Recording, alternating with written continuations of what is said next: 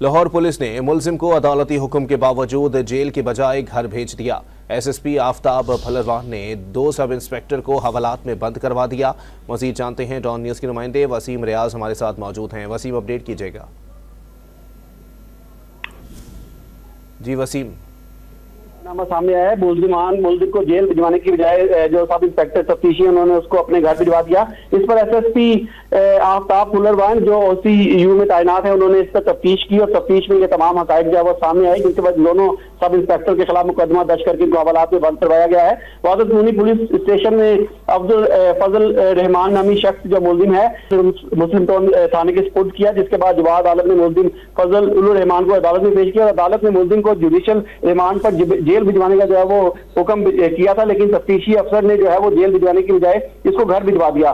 तफ्तीशी अफसर जवाद के साथ साजबाज में सब इंस्पेक्टर इरसलान भी शामिल है जो मुलजिम फजल रहमान का रिश्तेदार बताया जाता है। और जब मुलजिम दोबारा अदालत से अबूरी जमानत लेने पहुंचा तो उस वक्त इस सारी कहानी का भांडा जो है वो फूटा और सारी जो हकीकत है वो सामने आई, जिस पर जो सब इंस्पेक्टर के खिलाफ कार्रवाई अमल में लाई गई। जी बहुत शुक्रिया वसीम रियाज अपडेट करने के लिए।